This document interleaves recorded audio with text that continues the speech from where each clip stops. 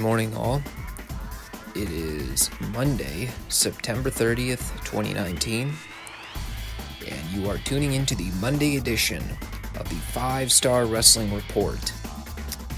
I have tried to hammer this over and over again, but for the sake of plugging this channel for new viewers, this is the YouTube show dedicated to bringing you discussions on pro wrestling news, opinions, and event recaps. If you are checking out the show for the first time, greatly appreciate you sticking around. We have 2 uploads on this channel every week. Monday's show is dedicated to discussing a wide range of wrestling news and weekend shows. And Friday's show is the review series portion of the FSWR channel, where we take a look at MLW Fusion, NXT TV, and as of this coming Friday, we will also be adding AEW Dynamite. The goal of this channel is to broaden the scope of news coverage as well, so that we're not strictly focusing on one particular product. So if you are interested in a wide range of news bulletins in the wrestling market, well, you've come to the right place. Before we get into the show this week, make sure you click that subscribe button to keep updated on all future FSWR content. Make sure you give this video a like, and I would greatly appreciate your feedback on any or all topics discussed in the video today. We've got a lot to get into, so let us not waste any more time. So news broke a few days ago about a possible CM Punk return to WWE, and I think a lot of people had to believe that there was going to be a little more to the story than what the initial reports read. And as it turns out, there is a more completed article regarding the matter. So this is taken from Dan Gartland's report over at Sports Illustrated from Friday, September 27th. According to Mike Johnson at PW Insider, CM Punk was at Fox Sports Los Angeles studios this week to discuss a possible role on the network's new WWE show. The new WWE Backstage show will air Tuesday nights on FS1, beginning on November 5th. Renee Young will host the show with Booker T joining as an analyst. Dave Meltzer of the Wrestling Observer newsletter previously reported that Punk's agent had contacted Fox about getting his client on the show. Now here's the part of the article that's particularly interesting. The show is being produced by Fox, not WWE. Punk has been adamant about not returning to work for WWE after an acrimonious departure from the company in 2014. In November that year, 11 months after his last WWE match, Punk spoke at length about his issues with the company on a podcast with independent wrestler Colt Cabana. Punk's comments about WWE Dr. Chris Amon on the podcast led Amon to sue Punk and Cabana for defamation. Then it concludes with, fans have been hoping that Punk would return to the ring for years now, but he has repeatedly shut down the idea. There's a whole lot to unwrap in a short article like this, and I'm thinking that the best course of action in breaking down something like this is to start from the beginning, because I read this report several times, and I have a lot of lingering questions after reading it.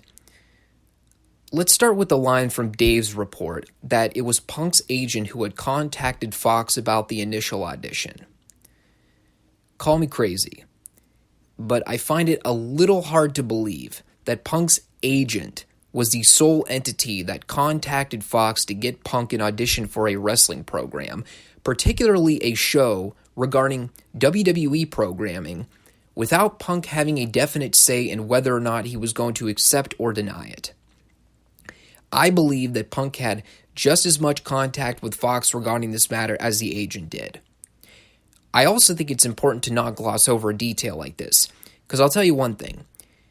When I read the statement that Punk's agent was the reason that Punk got an audition to begin with, it makes it sound like Punk isn't really interested in the job, but rather he was sort of talked into it. And it sure doesn't paint Punk in a good light either by reading something like that, or possibly interpreting it that way.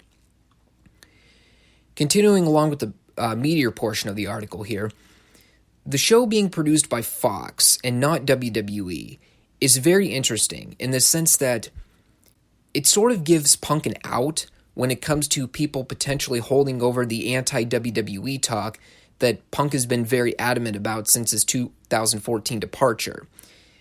And what's even more astonishing to me is that, as of now, we don't really know what Punk's current relationship is with Vince or Hunter in the WWE. He made perfectly clear during those Colt Cabana podcast discussions that he has friends that currently work in WWE, but as far as the higher-ups go in the company, no reports have come out regarding Punk being on stable grounds with a lot of those top authoritative employees, particularly Hunter and Vince, who he left on very bad terms with. So, if those relationships are still unresolved, it's going to be really unsettling to hear Punk try and talk about WWE content, knowing that he still has sour grapes towards Vince McMahon. Now we get to the real heart of the matter. And I think this is a question that a lot of people might be speculating but haven't really come to terms with yet. Why now? And more importantly, why would Punk want to associate himself in wrestling discussions about WWE programming, especially when there are so many other wrestling markets out there right now, particularly AEW? Well, to tell you the truth, we really don't know the answer to that question. There's a lot of speculation regarding the matter, some of which can be seen as understandable rationalizing. Maybe Punk is doing this to spite Cody and the AEW employees for them not wanting to work with him after that ESPN interview in July. Granted, a lot of that animosity there comes from how Punk conducted himself in that interview. Maybe Punk needs the money. Do you ever think of that? I mean, we don't know his financial status in 2019. I'm sure he's doing fine, but it is possible that Punk might need an additional source of income outside his MMA career, which, let's be frank, hasn't been one of Punk's greatest success stories. Maybe Punk does really want some kind of discussion news coverage job. I mean, he currently has an announcing position with Cage Fury Fighting Championships, and if Punk feels like he's more suited for a commentary role going forward, I think this panel discussion with Fox is the perfect slot for him. The other important question that I've heard a lot of people bring up, and rightfully so, how does this reflect Punk's legacy? Yeah, are fans going to see Punk as more of a traitor for essentially going against his own anti-corporate WWE persona that he's developed for himself over the last 8 or 9 years? I mean, if you look at it on the surface, Punk is potentially entering into doing business with a network associated with content related to WWE programming. The same WWE that Punk has made a reputation of saying, I don't need WWE to succeed. I can make money on my own without needing them as my platform for income. It's funny, too, because we're in a crosshairs right now with the whole Punk and anti-WWE discussion. Technically, Punk would not be working for WWE. He'd be working for Fox, as made clear in this article. But then again, he'd be working for a network that, by extension, will be airing a show regarding WWE programming. So it's like, is Punk making money off of WWE or isn't he?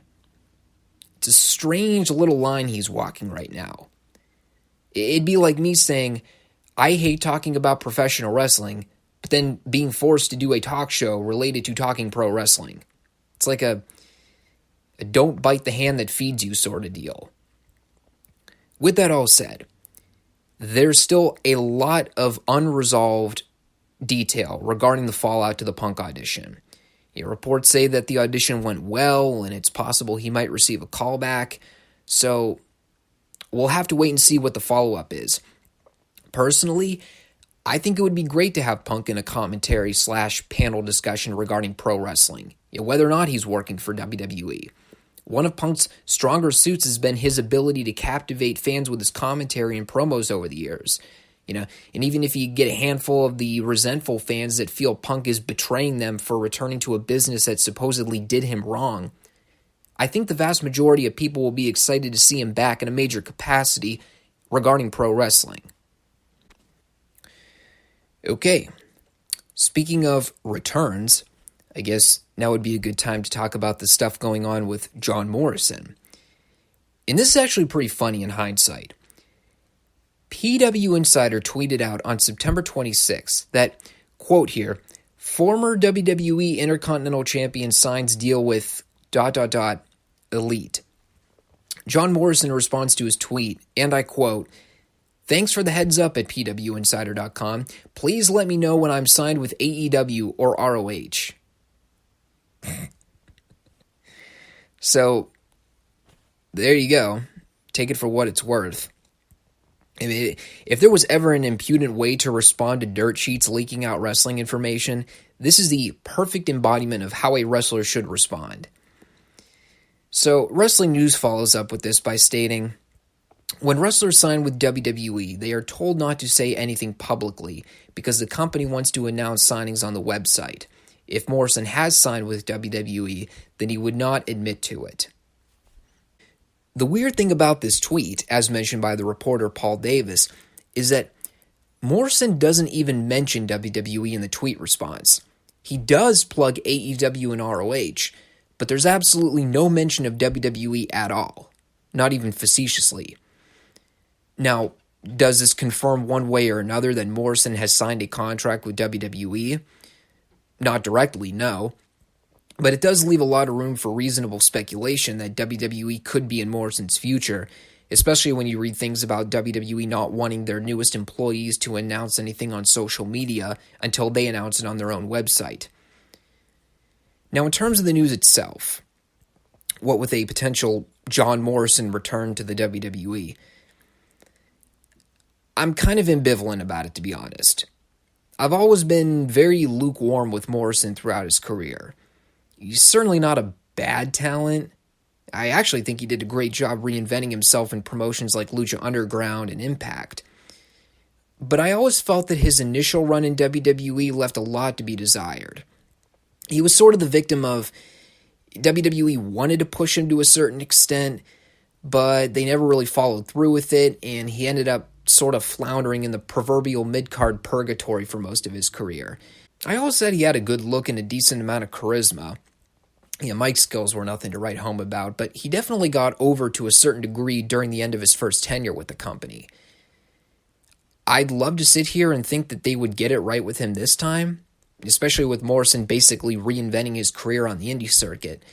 But, I'm still kind of waiting on that same kind of return retribution for guys like Bobby Lashley and Drew McIntyre, and neither of those returns have been all that successful now, have they? I mean, I guess I can always take the cop-out method of waiting to see what happens, but if I had to venture a guess as to how Morrison would do this go-around, I would probably assume that he'll get a strong push for a couple months, then Vince will get tired of him, and then he'll flounder in the mid-card like he did his first run with the company. Wish I could give a little more positive reinforcement, but like I said, I was very hopeful that guys like Lashley and McIntyre would have better second runs with the company, especially Drew McIntyre. But for whatever reason, Vince just doesn't want to go with him. I mean, I guess it also doesn't help that both guys are out with injuries right now, but even so, what the hell were they doing with Drew McIntyre and Bobby Lashley prior to their injuries? One was losing to Roman Reigns in a WrestleMania match, and the other was losing to Braun Strowman at a secondary pay-per-view. And for that matter, I guess I'd have to throw EC3 into that equation of guys who have failed in their second go-arounds with the company. Yeah, granted, EC3 wasn't EC3 in his first run with the company, but he's another victim of reinventing himself elsewhere to become a bigger star, only to return to the company that he started with and be saddled with nothing to show for it. So, we'll see what happens with Morrison if WWE ends up being the place he ends up at. I wish him all the best, but a track record of WWE returns in the last few years have not boded well for the returnees. Just put it that way. All right. I talked about this very briefly during my NXT recap and the review series from this past week. If you would like to check that show out, it's on the channel right now. Just go to the FSWR review series episode 7 edition. But for those who missed it, NXT ratings were significantly down this week in comparison to their week 1 airing on USA. This is a report from Fightful's website after the Showbuzz Daily Report came out on the cable ratings last week. Wednesday's episode of NXT drew 1,006,000 viewers. This number is down from last week's viewership number of 1,179,000 viewers, which marked the premiere of the brand on USA. Wednesday's episode posted a .32 rating in the 18 to 49 demographic, well down from the .43 demographic rating the show did for its premiere episode on September 18th. NXT finished 8th among cable originals. Now, how you look at this depends on your short-term versus long-term comparisons of ratings over time. Some people are going to see the sudden drop-off in, 164,000 viewers or something like that? I think that's right. Anyway, they're going to see the sudden drop-off in a 1-week time span, and they'll immediately jump to the conclusion that this is not good. WWE isn't even head-to-head with AEW programming, and they're already seeing a major drop-off in viewership, particularly in that key 18 to 49 male demographic. Other people are going to see this as evident of what happens with televised programs after the initial launch date. As we said last week, pilot episodes usually do significantly higher ratings than the original expectation. I think a lot of people were estimating NXT would consistently be doing anywhere between 850,000 to 1.2 million viewers every week. And while, yes, we still did see a slight dip this week in the ratings, they're still performing well within that frame of viewership expectation. I think another thing we have to keep in mind is that WWE made pretty clear for the September 25th show that they're saving the bigger material for the October 2nd show. Now, whether this had a reflection of fans just tuning the show out because they figured nothing of major importance was going to happen, that might have had something to do with the drop in viewership. With that being said, should WWE take note of the drop-off? I certainly would advise them not glossing over it. I think it'd be smart for them to look at what they did this week and use it as a model to adjust their shows going forward. I already noted on last week's show that I could have done without the constant squash matches, especially during the second hour.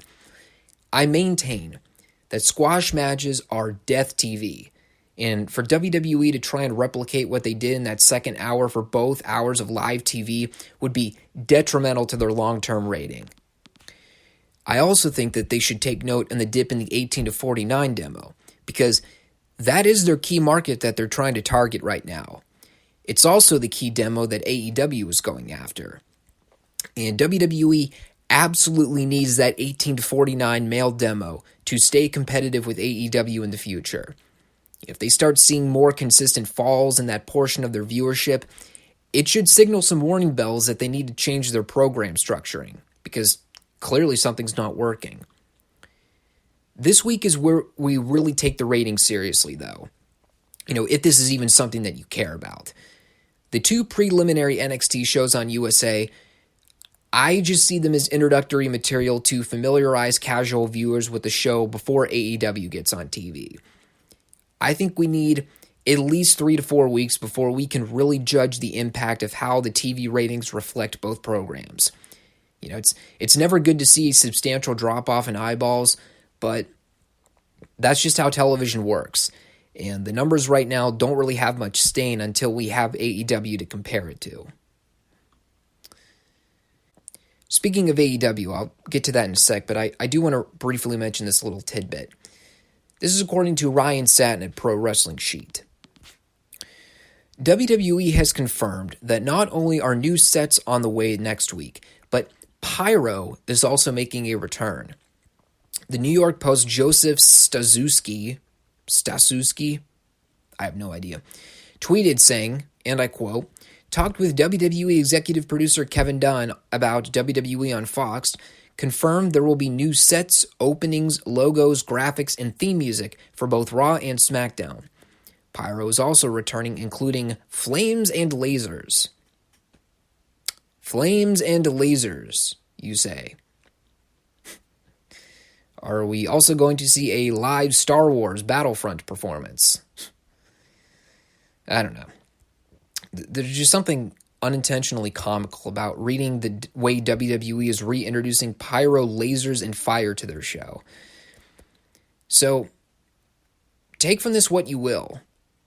Is it an added necessity? I don't really think so. Is it something that a lot of people have been craving from WWE for a long time? Yeah. I, for one, always enjoyed opening Pyro for Raw and SmackDown back in the day. I always felt that it added some additional hype to the show that you don't really get in today's product, where the show just begins and then they have an opening promo segment. I also like the idea of adding lasers and pyro for certain guys' entrance. This is also a missing element of WWE programming that used to give certain wrestlers unique feels to their entrance. Aside from the pyro, however, my particular interest is in WWE's decision to change up their sets going forward. This is where I think they're making the right decision with production change. I have made publicly clear in a previous YouTube world that I hate when all WWE shows look exactly the same, particularly the pay-per-view staging. One of the greatest things that WWE used to do back in the day that I always look forward to was seeing their stages for the pay-per-view events. Because back when they actually put some effort into it, every one of their shows had a unique look, everyone was different, and it made the shows stand out more than what we get today, where every WWE pay-per-view has the same staging, the same look, and the same feel. By WWE going through the trouble to change up their logos and the theme music and the stage sets, it shows that they're willingly trying to put more effort into their production value, and I appreciate their motivation to do that. In addition to the pyro and production changes, they have also changed the announce teams for Raw and SmackDown. This is an extension of the same article from Satin here. Raw's new announce team next week will consist of Vic Joseph, NXT wrestler Dio Madden, and Jerry Lawler. Sources tell us that Lawler is likely only temporary, as they seek a full-time announcer for the third spot on commentary. Michael Cole and Corey Graves will now be on SmackDown in the commentary booth. Renee Young will be a special contributor and also host Fox's new WWE studio show on FS1. And apparently NXT's commentary team will stay the same, and no other sources have come out to confirm a change there. As far as my opinions on this matter goes, I really don't have any. Regardless of the changes they make with the commentary teams, I won't be watching Raw or SmackDown anytime in the near future, so this doesn't really affect my viewing experience in any way. I do plan on watching the October 4th SmackDown show on Fox, but as far as committing to Raw and or SmackDown for the remainder of the year, I honestly haven't seen or been given a rationale as to why I should watch. And as cool as the pyro and production changes are on the surface, they're merely bandages to cover up huge gaping wounds in those shows right now. Judging by reviews I've seen of the main roster TV shows, it doesn't look like a whole lot has changed since I stopped watching at the beginning of the year. They're still plotting, boring shows with storylines that make no sense, characters that are inconsistently booked, and content that not a whole lot of people care about. I'm hopeful that they'll fire on all cylinders for the October 4th show, but as I look at the show right now, there are 2 matches announced for that show right now. You got the Kofi Kingston-Brock Lesnar WWE title match, and you got the Kevin Owens-Shane McMahon ladder match to apparently determine who can grab a hold of the other's contract in order to fire the other one. So apparently, in storyline, it's not a matter of both men trying to settle contractual disputes in court with lawyers to defend them, but rather having to retrieve a contract hanging above the ring in order to simply fire the other individual. Right. And other than that, got nothing right now. Possibly a bunch of surprise appearances from legends, which, as I clearly indicated last week, I believe is not a good idea. But I guess we shall see. So, just to briefly recap, the pyro and stage production changes are great in theory, but if the content of the program doesn't change going forward, then it's all for nothing. And the announce team changes are a thing that they decided to do. It's a way to refresh some of the commentary booths and get newer faces to interact with the others on camera, but until we see how this reflects the enjoyment and productiveness of the show, again, it might be all for nothing.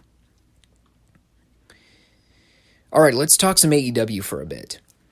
So this past Thursday, Fight TV published a press release regarding a new global subscription feature for international viewers. This comes from Mark Middleton's report at Wrestling Inc. The new service will offer live and replay access to the weekly AEW Dynamite series, plus an a la carte option. It will be available to fans in several countries outside the United States and Canada, including the UK, Australia, Japan, Ireland, Italy, Spain, the Middle East, Chile, and Brazil. Now you'll notice that among the countries outside the United States that are receiving this Fight TV package, the one country that's not a part of the equation is Canada. This is according to a report at the Sportster. The upcoming show called All Elite Wrestling Dynamite will be available to fans in international markets through Fight TV for a $4.99 monthly fee, but a TV deal in Canada is yet to be announced, and what's more, it's said that the Fight stream won't be available north of the border. AEW President Tony Khan is said to be working on the deal itself. TSN is the most likely network to air the AEW TV show, but we will bring you news of any announcement regarding a Canadian deal if things go through. Now here's the interesting detail about the whole Canadian TV deal regarding AEW programming. Many of these articles regarding the Canada situation were written back in the summer. There's an article regarding AEW TV on Canadian networks from May 25th. There's one that was written back in mid-July. There's one that was written back in late August. All articles which confirmed that, quote, negotiations were presumably in the process.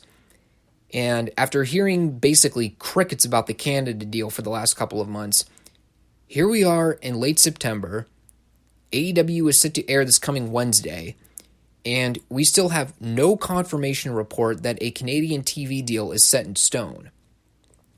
Which brings up a question that I think a lot of people are wondering. What is taking so long for AEW to get a TV deal with Canada in place?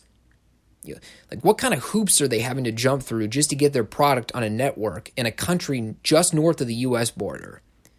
All the while, they've already got television deals in places like Japan, Australia, and the Middle East, just to name a few.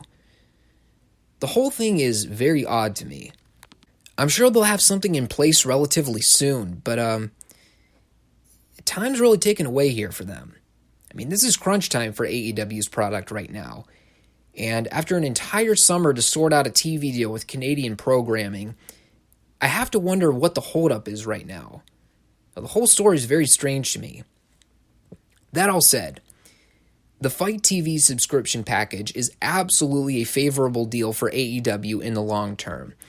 Being able to reach to a broad scope of viewers from around the globe is exactly what AEW needs, especially seeing as how this compares to WWE doing exclusive business with countries like Saudi Arabia and Australia. And the fact that they're jumping on this reach now as opposed to, say, like 4 or 5 years from now, shows that they're being proactive in their product promotion. So this is very good news for AEW. The Canada deal is still on the fence, but I guess that's sort of a wait-and-see scenario. Speaking of good news, here's some real promising news for Impact Wrestling. Per the Raps report several days ago, beginning in earnest on October 29th, Impact Wrestling is moving its weekly series from Saturday nights on the Pursuit channel to Tuesdays on AXS. The weekly series will shift up from its current 10 p.m. midnight Eastern time slot to instead occupy the 8 to 10 p.m. Eastern, filling the SmackDown Live-sized void soon to be left in the USA Network schedule. Beginning on Tuesday, October 1st, the first Tuesday night without a SmackDown on USA Network, AXS will air Impact Wrestling preview specials. The big one is October 22nd, This is Impact, which will recap Impact Wrestling's biggest pay-per-view event of the year, Bound for Glory. This is Impact will include profiles on Impact Wrestling's biggest stars and exclusive non-televised matches from Bound for Glory. According to the AXS TV announcement, Bound for Glory takes place on Sunday, October 20th in Chicago. Regular All Impact begins airing on AXS weekly on Tuesday, October 29th.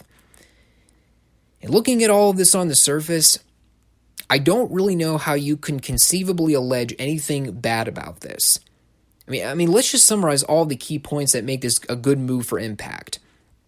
Tuesday night, prime time slot, a date and time when no other wrestling content is currently being aired, and, much like the deal Fox is working out to launch pre-SmackDown programming in order to build up anticipation for that debut, AXS TV seems to be doing similar material by putting out a preview special that covers their Bound for Glory pay-per-view and highlights some of the profiles of their current talent roster.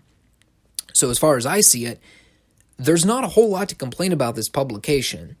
The two things I made clear when I first talked about AEW moving to AXS is that it all depends on the date and time they get. Friday nights at 10 p.m. Eastern on Pursuit was absolute death for Impact programming, and I think the ratings and viewership seem to reflect that.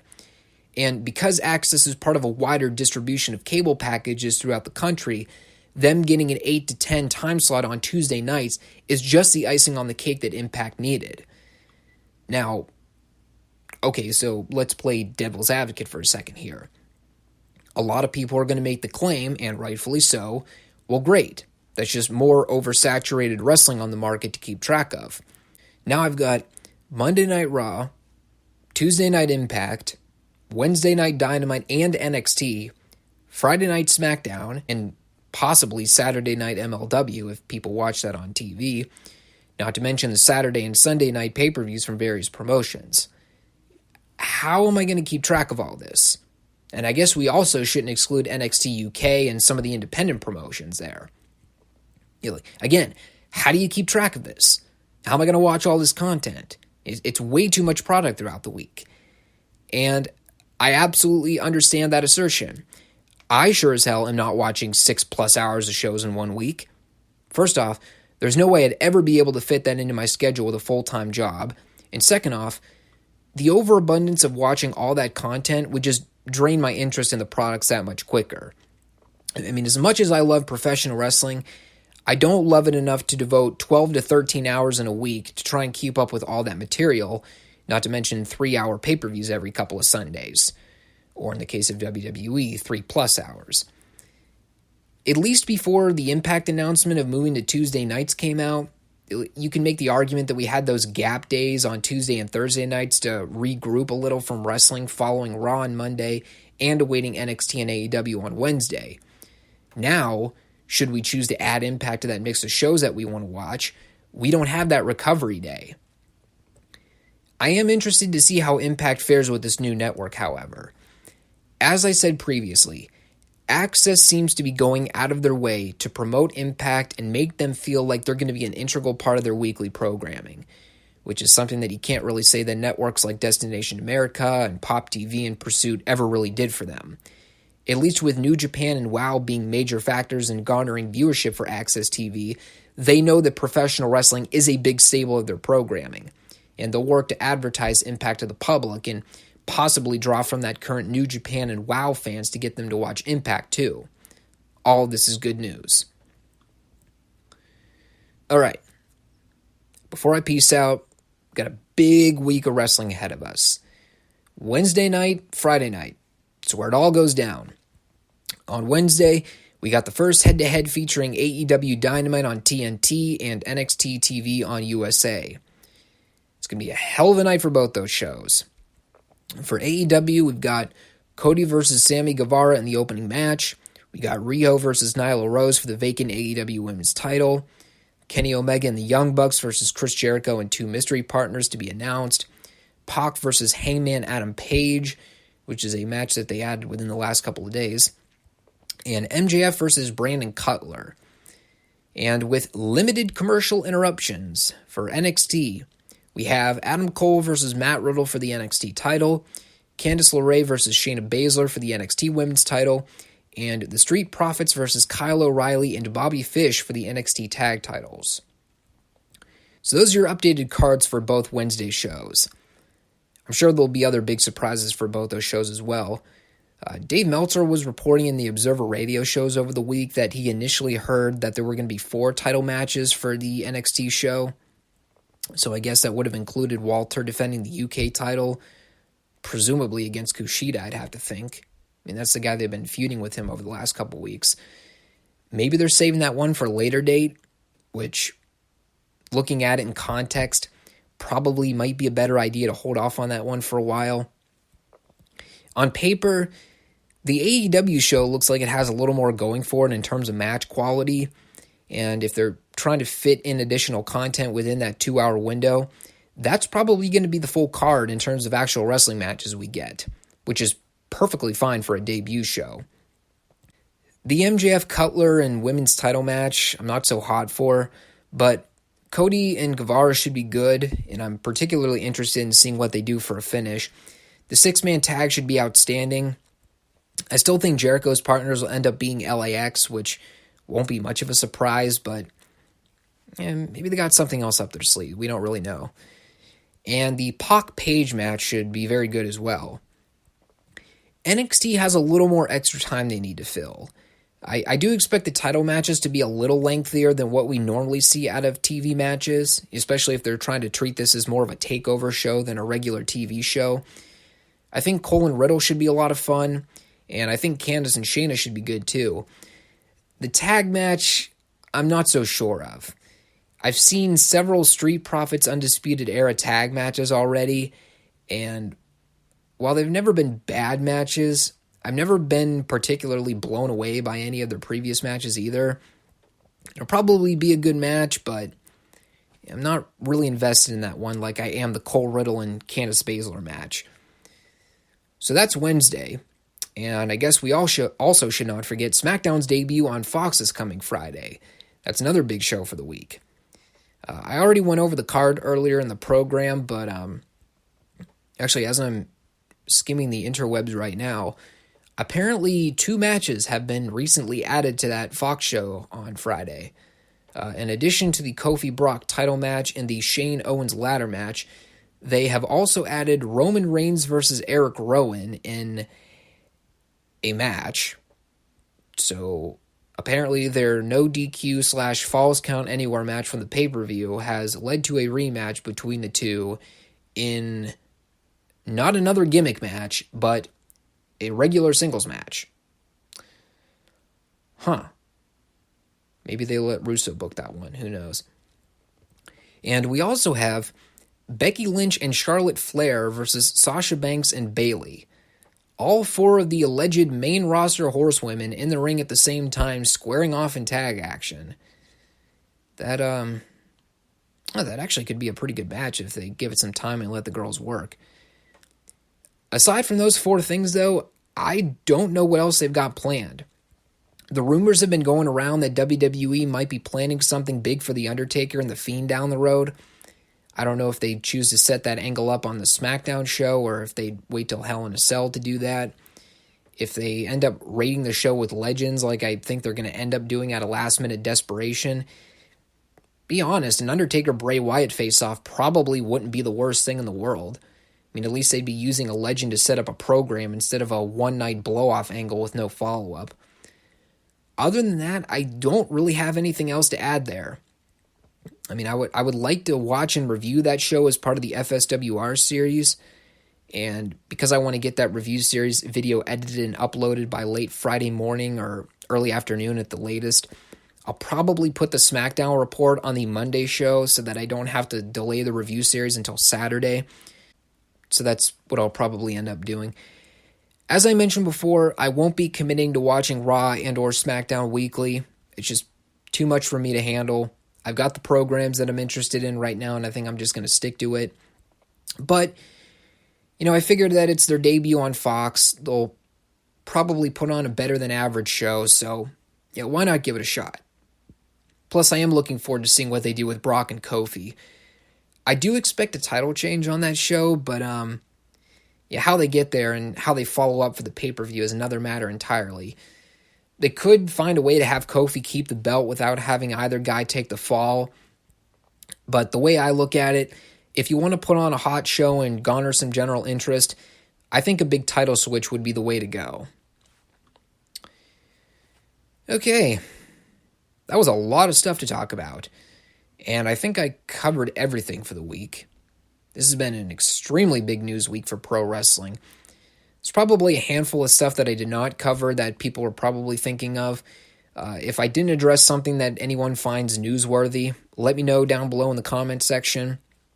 In addition to commenting, make sure you all give this video a like and go ahead and subscribe to keep in touch with all future FSWR content. Again, that's 2 uploads a week we've got going for this channel. Got the Monday and weekend event news talk and recaps, and the Friday reviews of MLW, NXT, and as of this coming Wednesday, AEW. There's a lot of excitement right now with pro wrestling.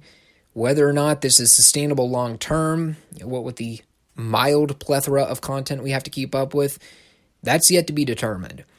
However, I think in the short term, there will be a lot more interest in pro wrestling discussion. Certainly, there's going to be a lot to talk about in the news and recap shows for a while. So, buckle up and get ready for the ride. And I will see you all on Friday for the MLW, NXT, and AEW Review Series recap.